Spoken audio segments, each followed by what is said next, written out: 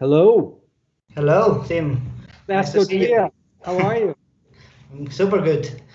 We're Uh, having great time here already. I'm hoping to get into what's happening over there during the interview. This is the option at Experimental Sound Studio for everyone watching.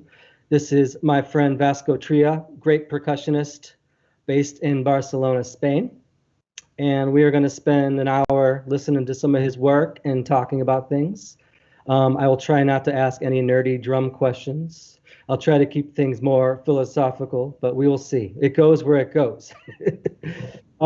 Just a reminder for everyone listening that you can donate at any time.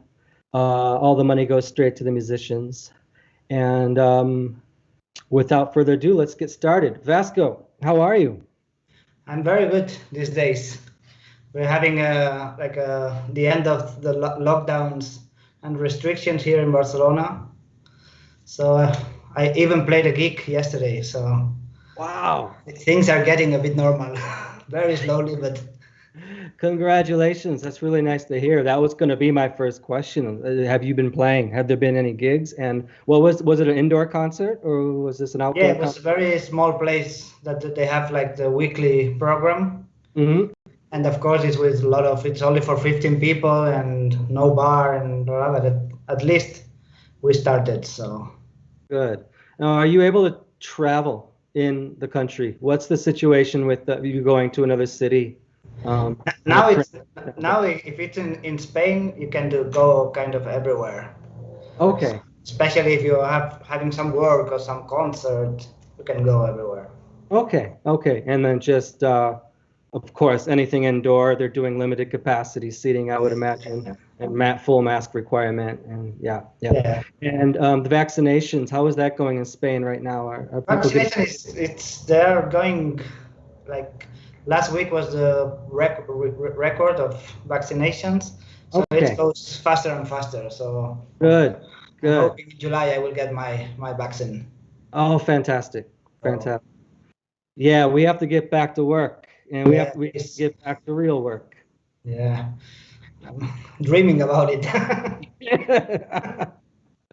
Hey, so what I'd like to do is go straight into some of your music, and then we'll come back and we'll talk a little more. But I did want to also mention to the audience that if you have any questions for Vasco during the program, feel free to send any questions, and I'll do my best to get to them.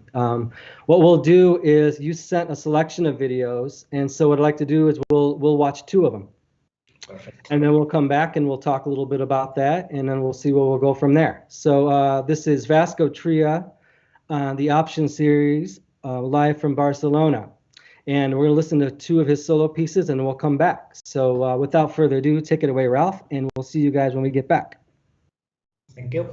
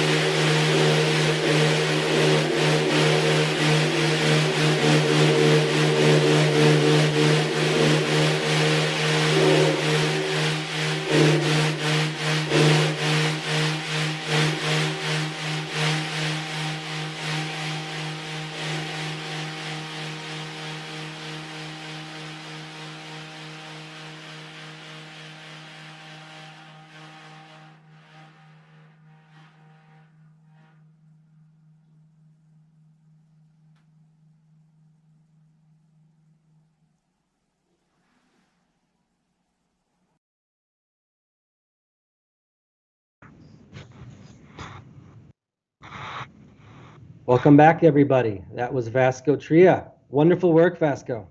Thank you very much, Tim. Thank you for Yeah, so nice to see all your toys. Yeah, and the Boeing, and it's very inspiring. It looks like you've got a really nice studio there. Is that in Barcelona? Your Yeah, studio? it's actually in the same building I live. Oh, fantastic.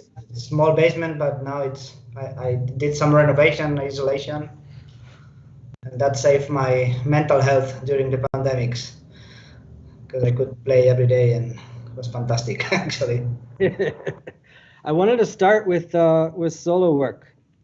You are a musician that plays a lot of solo material, and I find that very inspiring because I'm also really interested in solo playing. Um, what was I guess, the impetus? When did you start playing solo, and maybe why? What was the drive? What was the motivation to explore this music in a solo context? Yeah, for me, I remember was when I discovered the work of Eddie Prevost. Ah, That's one of my heroes. I mean, absolute god. And I discovered that I could play drums and not be the drummer. ah, So from that moment, I started to think like more in a textural way of playing and ideas. And then, because I'm very connected with cinema, I studied art history and I'm watching a lot of strange and obscure movies, and I'm very much into narratives. I wanted to tell a story, drumming wise, but almost without playing the sticks, just creating atmospheres and textures, and try to do like what I call the narrative. I love this slow, what they call the slow cinema. All this European like Bellatar, and the narrative is very subtle, so you can take a long time to change, but it's kind of evolving very slow to the next part. So that was my idea with the solo work. Fantastic. I understand the connection with the film because with the artist you mentioned, because I was checking out your solo record, Unmoved Mover, the most recent solo recording, and there is an amazing focus to detail, but also a lot of space. Yeah. And I find that to be one of the most challenging things in solo practice, is being patient enough and having enough courage to let there just be silence. Exactly. Yeah. And would you say that's in part related to your interest in film? Yeah. Exactly. Yeah. The thing is that I was trying to force myself into this living space. Yeah. So one of my goals was like, okay, when you think you are getting really boring, just keep a little longer. And then because you have the tendency when you're playing, it's like, oh, okay, yeah, I did this for 2 minutes, blah, blah, blah. But then you listen to it, it's like, okay, that could be like a longer part. And yeah, so I'm doing some exercises of timing also. And fantastic. So, do you remember your first solo concert, where it was, where you performed? My first solo concert. Yeah, that's actually my first solo concert was in Sweden. Okay. A friend of mine who lives, a very good double bass player, Johannes Nastecho. Okay. And he was organizing some concerts. Like, ah, man, you want to come here and play a solo? I was like, oops. Yes, I want, but I was a bit afraid of doing it. But then it worked really well. Fantastic. So then I started to go fully on solo. Wonderful, wonderful. Your solo record, Unmoved Mover, is I'm not even going to attempt to pronounce the name of the record label because my Polish is non-existent. I'm just going to say FSR, but it's a foundation in Warsaw. I've noticed, looking over your discography, that you have strong connections to Poland. Yeah. And you're in a group, A Spice of Life, with Artur I'm going to butcher his last name, but Artur Majewski. Majewski, very good. Dobche, tak. Okay. I also understand from talking to you a little bit before this interview that you've also spent some time, as have I, in the legendary Alchemia Club in Krakow. So you've been initiated into Polish culture, at least that aspect of it. When did you first kind of get connected to some of the musicians that come out of Krakow and Warsaw and whatnot? How did you get connected with that scene? I met the first improvisers from there. There was a festival in Madrid called Urta Cordel, Uh-huh.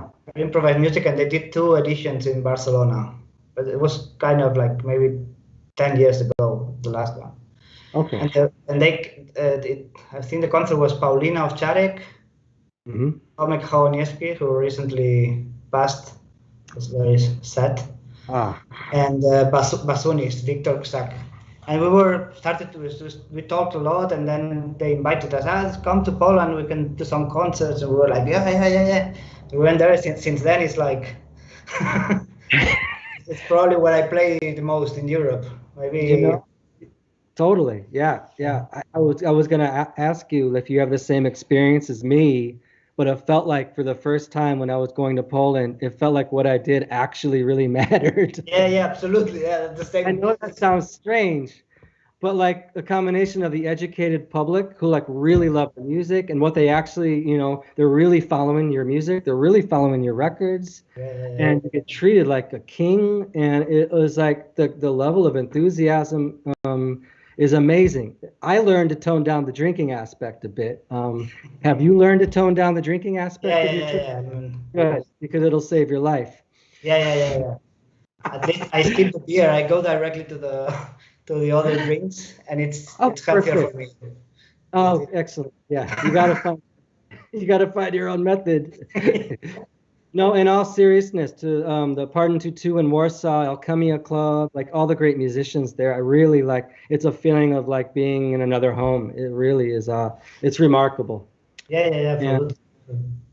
And let's hope we can get back to something like that when when the pandemic's over. Yeah, we have to go there for sure. Well, let me ask one more question before we get into more of your music. But I just wanted to get a little background. You're in Barcelona, but you're Portuguese origins. Is that correct? Yeah, my father is Portuguese, and I'm officially Portuguese. I was born in Barcelona, but I have only the passport from Portugal. Oh, okay. So you can go back. And have you performed a lot in Portugal? Yeah. I have a lot of connections there with all the musicians. I love the Lisbon scene. Yeah, that's amazing. Right? That's what I know. Porto, I played once in Porto, but I don't know a lot of people there. But Lisbon is like full of players and very alive. Also, a lot of labels. So.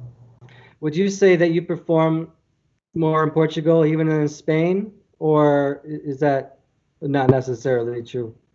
I think it's true because here in Spain it's a bit hard to. Yeah.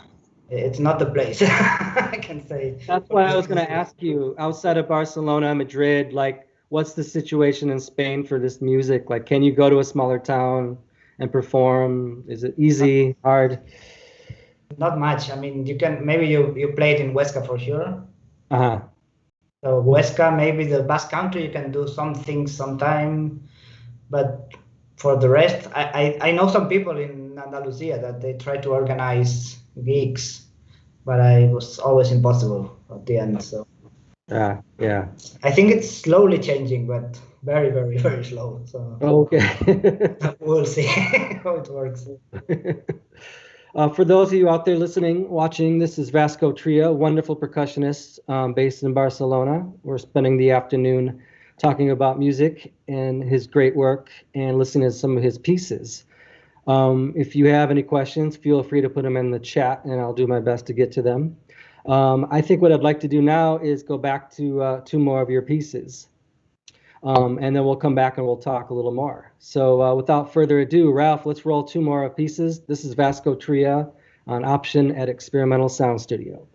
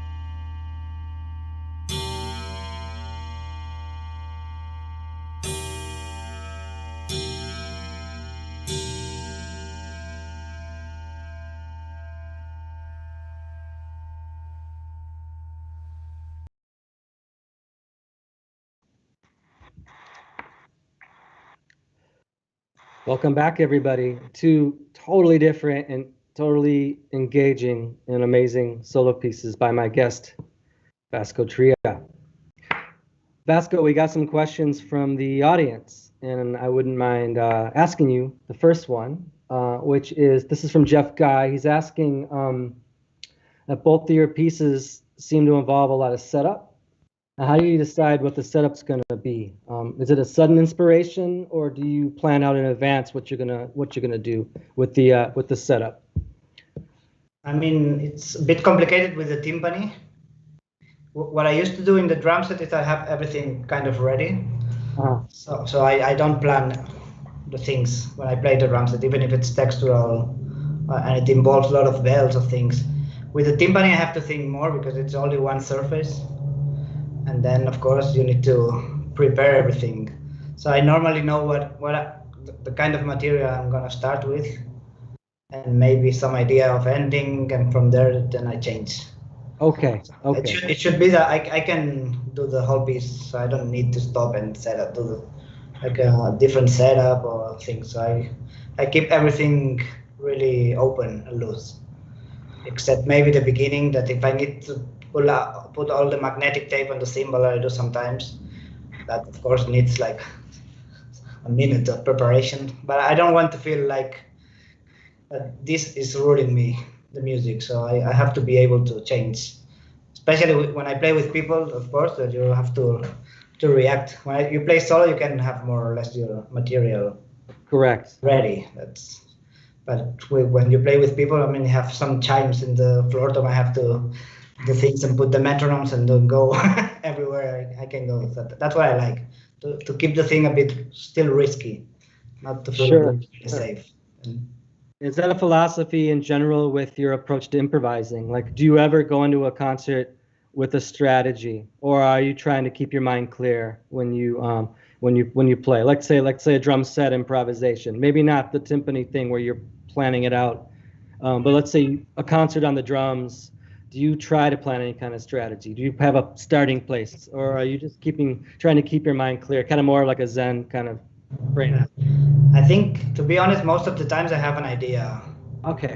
Of more or less a structural thing, at least beginning and end. And then every time I think I will go somewhere, and then I change, everything changes. But the beginning, normally I have something in mind. Excellent. I have another question from the audience. This is from Ken Vandermark. He wants to know if the use of metronomes at the start of that second piece, you were using the pendulum metronomes. Was it inspired by Ligeti's poem Symphonique? Yeah. So absolutely. I'm using 4, sometimes 6 that I have. All of these like old metronomes.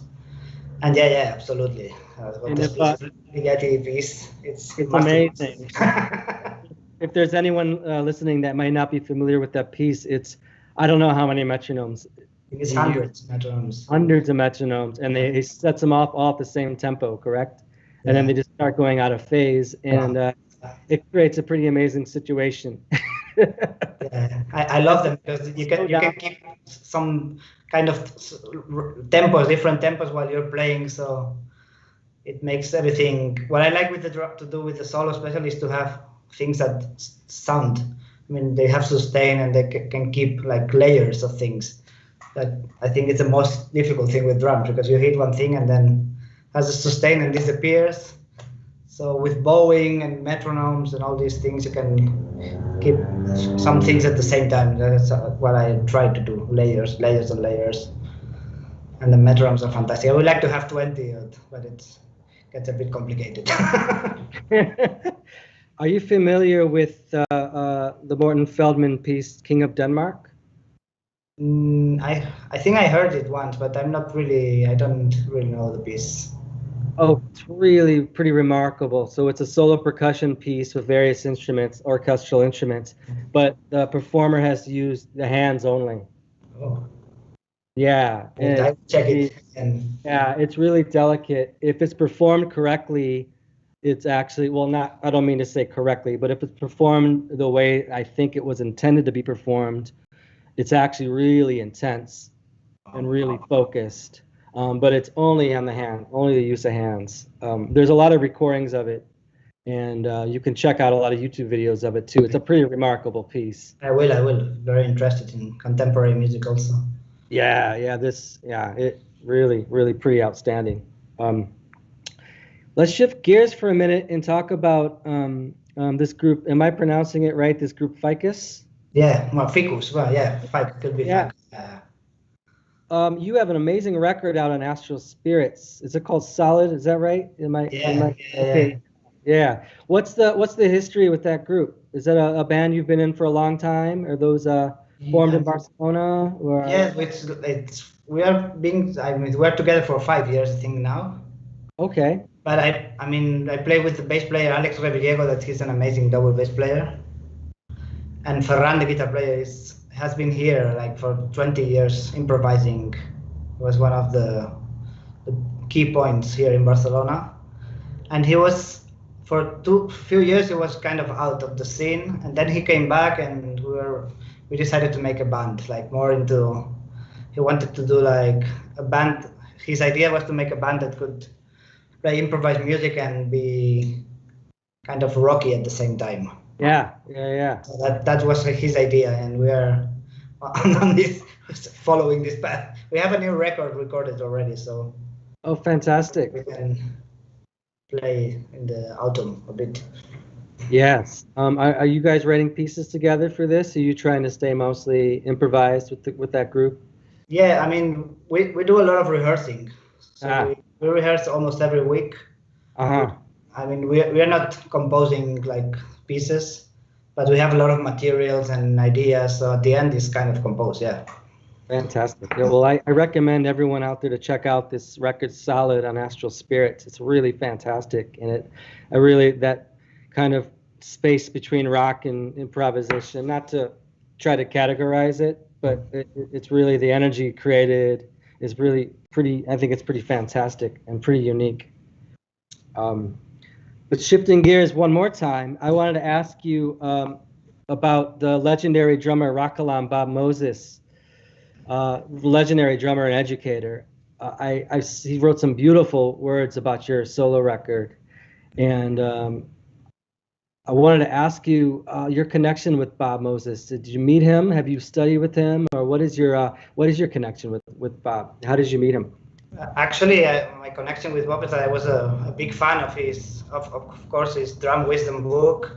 Yes. Some of his music, like I remember listening a lot to this record called When Elephants Dream of Music, I think it's called.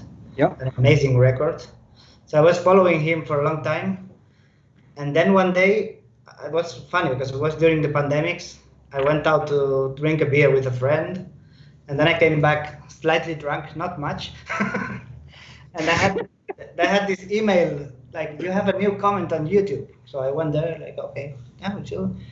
It was like, yeah, for Bob Moses, excellent, blah, blah. And I was like calling my friend, like, I don't know if I'm drunk, but I think Bob Moses wrote me. And since then, we started to talk a lot and blah, blah, and then we did some Skype things, and we decided to do a remote recording also.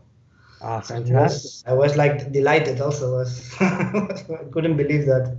That's great. Things with Bob Moses. And he's such a sweet guy. Oh yeah.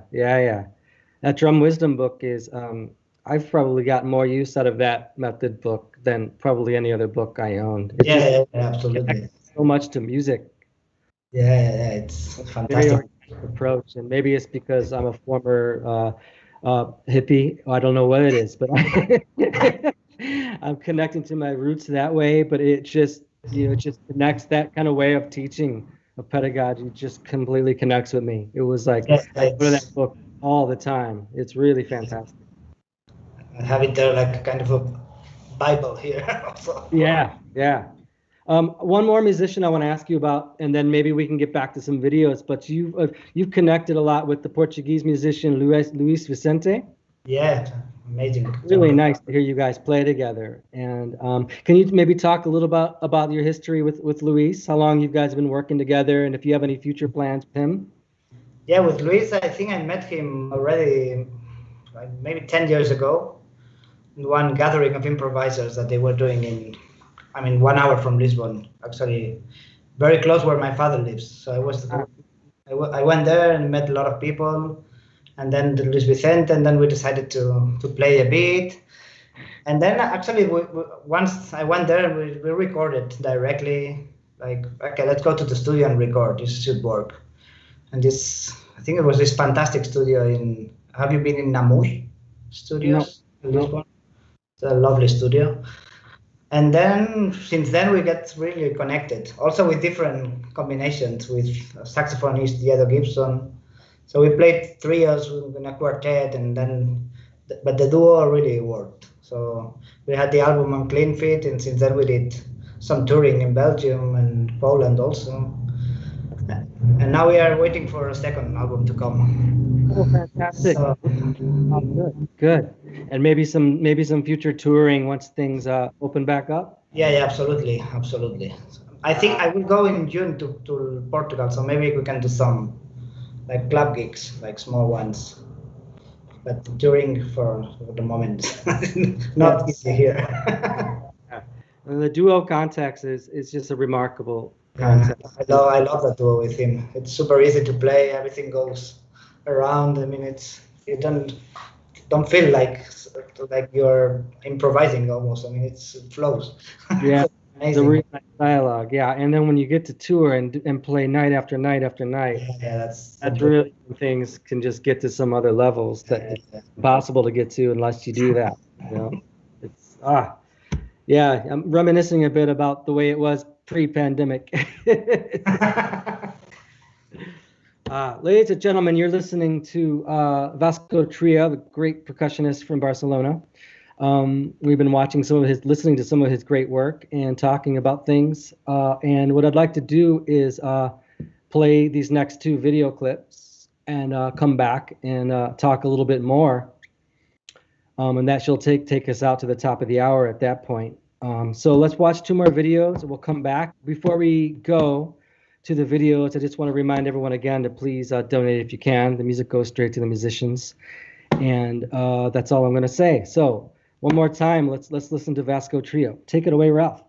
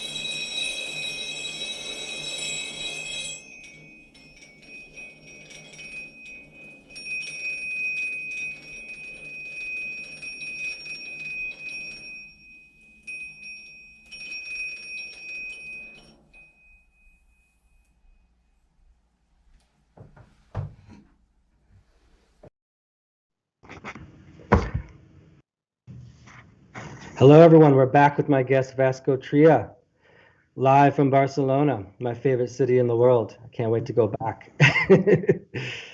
Can we talk a little bit about that piece, those bells on the timpani? Can you describe those for me a little bit? Yeah, those bells are, I bought them in a kind of Indian shop, and it's supposed to be a bell tree. Mm. Actually, they are tuned. Tuning is not pitch perfect, but it's a scale, like the 13 notes. Uh-huh. But they have so many overtones, and it's always kind of, the pitch is never. That's kind of Right. better, I think, that way. Yeah, I love them. I have them also sometimes in a kind of wooden frame, so I can bow them and do different things.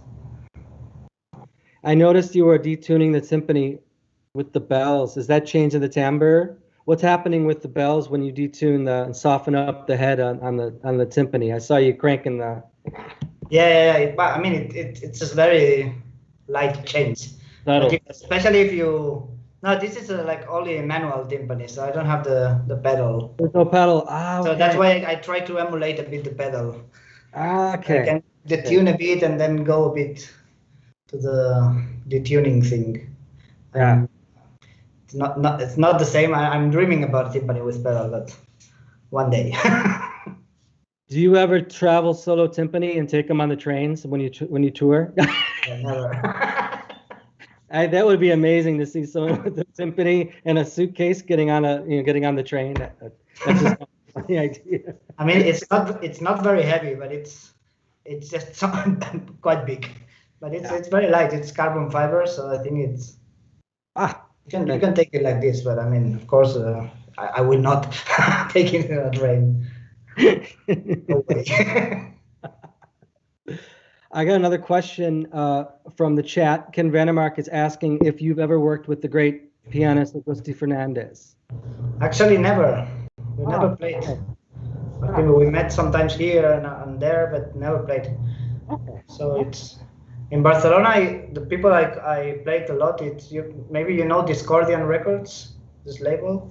Oh, sure, I've heard of Discordian. Yeah. So it's a Brit that is a saxophonist and composer, and he plays smaller synthesizers. And he's one of I think the biggest. I don't know how to say it in English, but once he's organizing concerts and doing the labels, so he's like the key figure for me for this improvised music scene. And then Diego Caicedo, guitar player, Ferran from Ficus. So there's a lot of great musicians now also. So one day maybe, but everybody's playing. Like we have all these small chapels. Like suppose it's everywhere like this, no? But sometimes here is very very strong. Yeah, I get it. Yeah, sometimes you want to just say, "Can we all work together?" But it doesn't always work that way.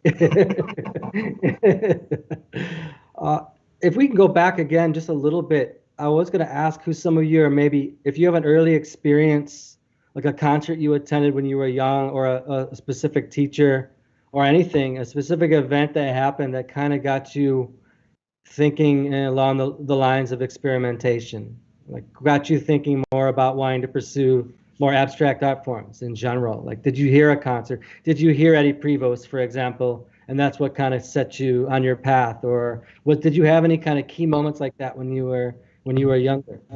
Yes, I remember one festival actually in Lisbon, this Jazz en Agosto. Mm-hmm. I think it was, I don't know if it was 2005 or something like this, that there was 2 weeks of concerts, like 2 concerts every day. So I went to all the concerts, and then I went out from there like, okay, this is I have to do different things. This is really not working for me. And then all the Sergio concerts in Barcelona. Sergio Moreno from Arco y Fleischer. Yeah, yes. I thank him every day almost for all the things he brought here. And I think one of the concerts that really changed my drumming was also a concert in Lisbon with the Ellery Escaling Trio with Jim Black. Oh, and Andrea Parkins, that one? Oh, yeah. It was a long time ago, but I was completely blown away in this small jazz club, and I was like, what the fuck is this? So this isn't jazz? Yeah, because here, I mean, the jazz scene in Barcelona is very conservative. Yeah. And the schools and everything. I guess everywhere is kind of bit like this, but Yeah, so when I thought these things was wow. Yeah, kind of open things up a little bit, knock some things Yeah. around. And then, of course, when I started to listen to Eddie Prevost and all these British improviser, I was like, okay, that's my thing. It was absolutely clear. And then your bank account goes, and it doesn't matter. It totally doesn't matter. Yeah. Oh my God. Did you study formally with anyone? Did you go to conservatory, or are you more autodidactic, or did you mostly self-taught? I think mostly self-taught. Of course, I had some teachers, good jazz teachers, and blah blah. But I was doing art history at the university. Okay. So that's my formal studies. And then the music, of course, I was practicing and studying with this one and this guy, but it's mostly myself getting obsessed with the thing. Who are some? This is a kind of a big topic, but I want to ask the question: who are some of the painters that most influence you? Painters. Okay, I could say, of course, Paul Klee. But actually, last time I was in Munich, I was in the museum. I was completely blown away again. And then the symbolists I like very much, those, and maybe Chagall, also abstract. I mean, Anselm Kiefer. So lots of, I mean, it's. Yeah, the museums are opening back up slowly here. Are they opening? Are any of the museums open? Yeah, here. Yeah, they opened a few months ago, so it's that museum here is quite normal now. Great, because I had not been to a museum in about a year, and I took my little son to the Art Institute here in Chicago, and I remembered how much I missed like being around all that great work, and how nourishing it is to the soul, and how inspiring it is, and it was a whole thing that we didn't have. Yeah. And I was in October in Poznan playing the Dragon last October. So it was like a week of Oasis, and I never been to the museum there. Have you been there to the National Museum in Poznan? Poznan, no. So you should go there. It's love. I mean, there's some very, very beautiful Polish painters from 19th century. Super, super good. Unknown completely to me. There's really, really good stuff there. So I have work for next time. Yeah, and if you have been to Poznan Dragon Club, which is a fantastic club, have you released anything on Multiculti on that label? Yeah, actually. Okay. Yeah, because they have a label and record shop there in Poznan. Yeah. And a friend of mine, Andrzej Novak. Okay, sure. Yeah. He's doing this sub-label there called Spontaneous Music Tribune. Okay. It's red and black and red CDs also in Multiculti. So it's excellent. Again, we go back to Poland because it's so active and there's so many opportunities there and great musicians and amazing place, really. I really love these people in Lublin. They have a jazz rock band called Tatwamasi. Okay, I'm not familiar. They also organize concerts. I love them, and I love to go there to Lublin. Well, look, Vasco, we're almost out of time. It's been a real pleasure talking to you, and I look forward to meeting you in person, hopefully soon. Yeah, I hope so. Yeah, and playing and drinking a little bit. Just a little bit. Drinking a little bit. And anyway, real pleasure. I just want to let everyone out there know that if you've donated, thank you. Feel free to donate if you haven't. We've been listening and talking to my friend Vasco Trilla, great percussionist from Barcelona. He's got a pretty wide discography. Go on his website. You can see all the great work he's done with lots of different groups and lots of different contexts. And when things are completely back to normal, I'm sure it'll be quite easy to go hear him live because he plays all the time with lots of different great groups. So we're going to take it out with one last video. And Vasco, Abruzos, thank you very much. Thank you for having me, Tim. Of course. Thank you. And thanks to Experimental Sound Studio for doing these wonderful online concerts. And thanks to my fellow curators, Ken Vandermark and Andrew Klinkman, for helping with the programming. And we will see you next week with Hamid Drake, speaking of great drummers. And we'll take you out with this final video. Thanks a lot. See you next time. Thank you very much.